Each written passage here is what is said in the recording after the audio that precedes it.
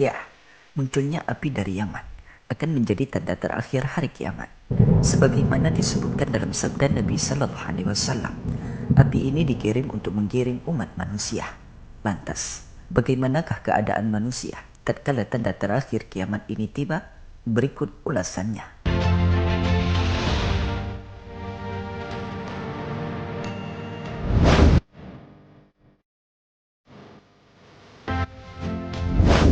Assalamualaikum sahabat Islami. Disebutkan dalam kitabnya Hayatul Alam, karya Muhammad Al-Arifi, hadis yang menerangkan tentang munculnya api sebagai tanda terakhir datangnya kiamat ini diriwayatkan oleh Huzaifah bin Usaid Al-Ghifari radhiyallahu an.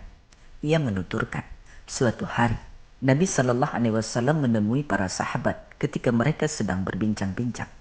Beliau lalu bertanya, apa yang sedang kalian perbincangkan? Mereka menjawab, kami sedang memperbincangkan hari kiamat.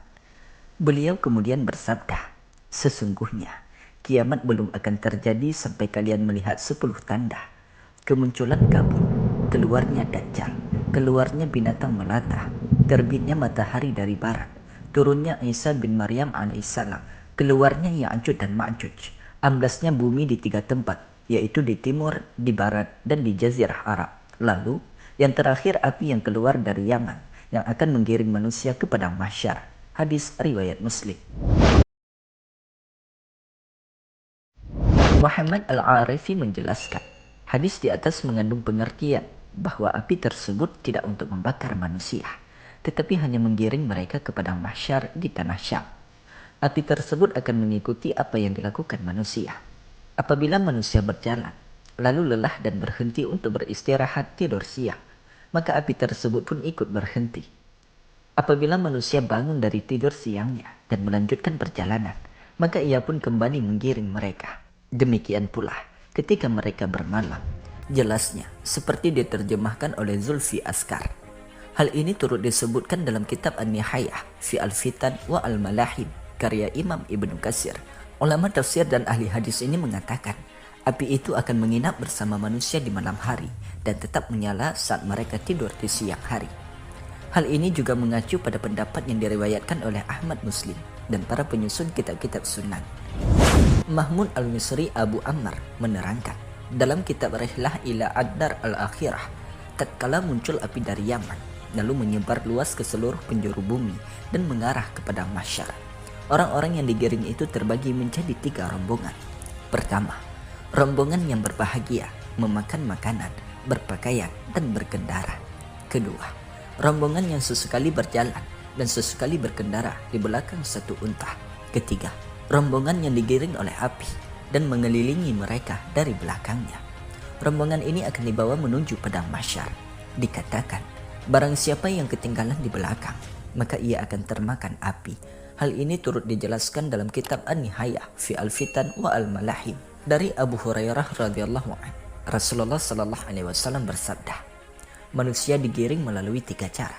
Orang yang senang, orang yang takut, 2 orang berada dalam satu unta, 3 orang berada dalam satu unta, 4 orang berada dalam satu unta, 10 orang berada dalam satu unta, dan sisanya digiring ke neraka. Ia ikut berbicara bersama mereka ketika mereka berbicara, diam bersama mereka ketika mereka diam, menatap pagi bersama mereka ketika mereka menatap pagi, dan menghadapi waktu sore bersama mereka ketika mereka menghadapi waktu sore. Hadis riwayat Bukhari dan Muslim. Ada pendapat yang menyebutkan bahwa peristiwa ini terjadi setelah tiupan kebangkitan, yakni ketika manusia berhamburan keluar dari kuburnya usai malaikat Israfil meniup sangkakala yang kedua. Sementara itu, pendapat lain sebagaimana termuat dalam risalah Ahlus Sunnah wal Jamaah karya Hashim Asy'ari menyebutkan api dari Yaman ini akan menggiring manusia ke sebuah tempat menjelang datangnya kiamat. Peristiwa ini terjadi menjelang ditiupnya sangkakala yang pertama, dan pada waktu itu tinggallah orang-orang kafir. Imam An-Nawawi dalam Muslim Bisyarah An-Nawawi turut menjelaskan, para ulama menyebutkan peristiwa ini terjadi pada hari terakhir dunia menjelang kiamat dan menjelang ditiupnya sangkakala. Sebagaimana sabda Rasulullah sallallahu alaihi wasallam, sisa mereka digiring oleh api, bermalam, berbicara, dan menatap pagi, serta menghadapi waktu sore bersama mereka. Adapun di akhirat, manusia akan digiring ke padang mahsyar dan selanjutnya digiring ke surga atau ke neraka. Wallahu a'lam bishawab wa ilaihil marja' wal ma'ab. Sahabat Islami rahimakumullah. Demikianlah uraian singkat kita pada kali ini tentang gambaran kondisi manusia saat tanda terakhir hari kiamat tiba. Mudah-mudahan kisah ini dapat menjadi manfaat dan dapat menambahkan ilmu pengetahuan bagi kita. Di mana ada kesalahan dalam penyampaian, kami mengucapkan mohon maaf. Wassalamualaikum warahmatullahi wabarakatuh. Terima kasih dan sampai jumpa.